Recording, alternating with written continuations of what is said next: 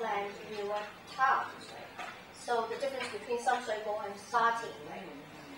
And also the deprivation of facilities, of amenities, of everything necessary for a good quality of life in the peripheral areas like Chinsong-gu.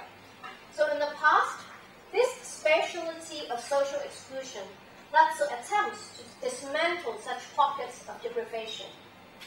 However, without necessarily dismantling the causes of deprivation, this was the usual town planning solution to eliminate the space that are deprived without a complementary policy to actually solve the cause of that deprivation. So you just eliminate the eyesore. That space is deprived. Let's remove that space from the city. But you do not solve the problems that caused that deprived space in the first place. So these have been attempts to despatialize social exclusion, right? To kick the issue out of visible space of mainstream society. So one scholar, Baron Hausmann, actually suggests how wide streets, wide boulevards in a city actually create a very different use of the sidewalk. And it tends to, very beautiful big boulevards tend to discourage the poorer people, the homeless, all those kinds of hawkers from using it. They don't feel they can occupy, for example, a very busy, huge, wide street in an important part of the city.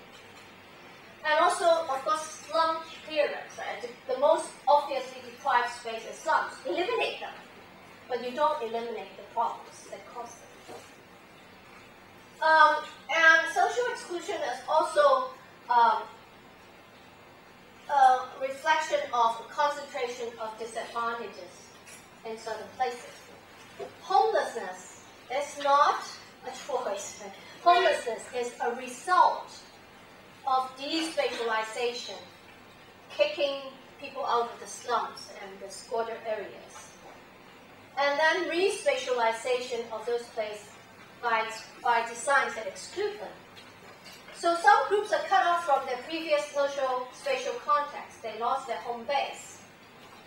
For example, the old people sometimes, although the government might provide public housing for them, but it doesn't really fit their needs, and it cuts them off from their original social network and friends. And some of them actually prefer to remain homeless in the old district where they know how to survive. Or for some mentally challenged people, or for people who have fallen ill in one way or another, they need to be near their medical services. They need to be near their support network.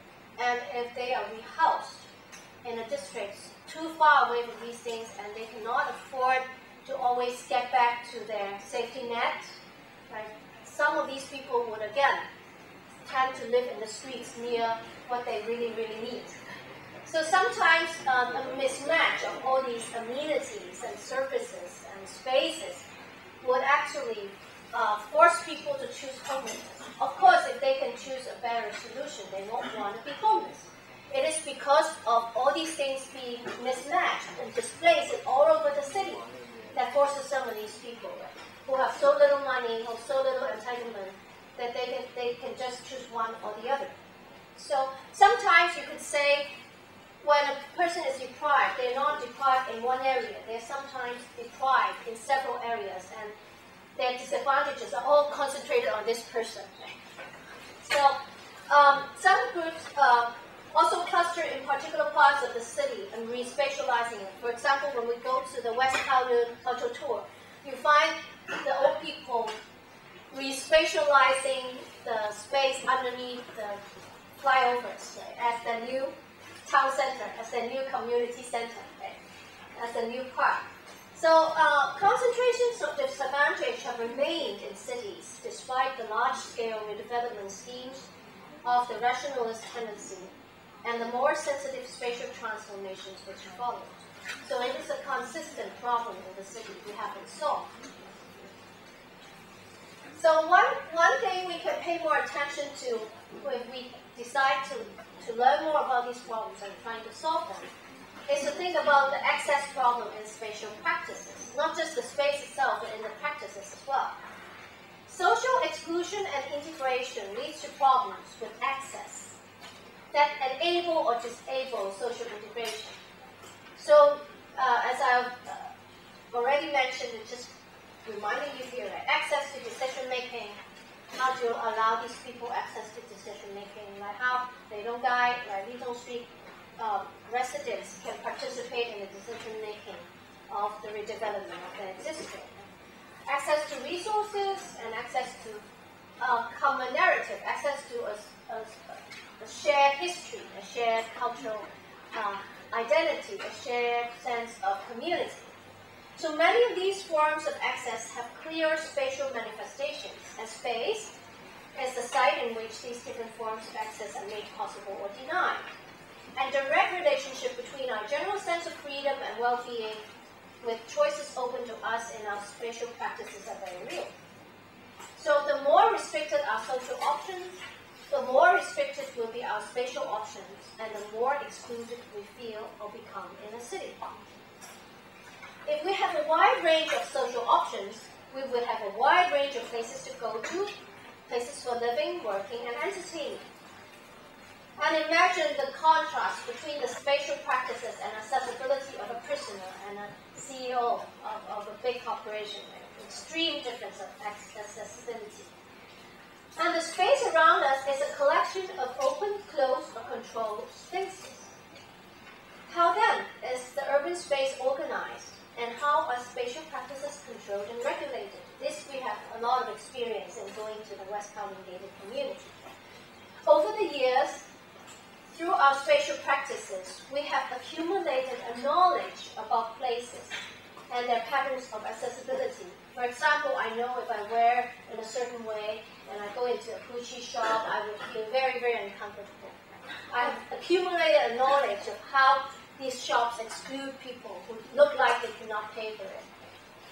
And I know if I wear very short mini skirt and a tan shirt or whatever, bra top, and I go into certain spaces, I will be read in a certain way, and access will be allowed or denied in a certain sense, right?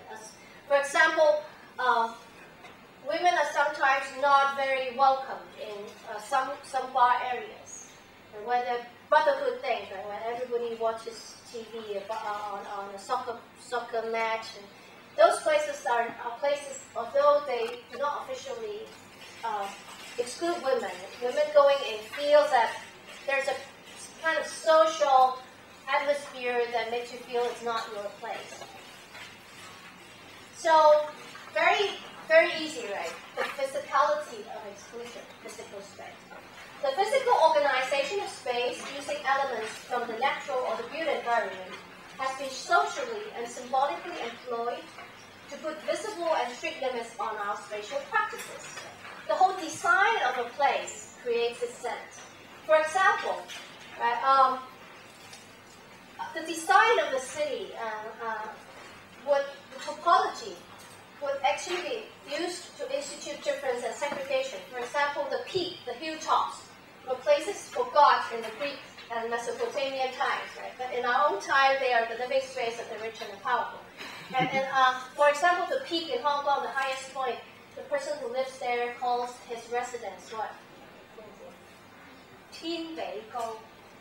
On Hong Kong Island, there's the peak where all the tourists go to. Right?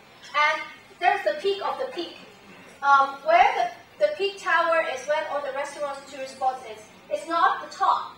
There is still a more private road that goes to the top. And up there are all the judges, and the high court judges, very rich people live there. At the top of the top, at the peak of the peak, lives a guy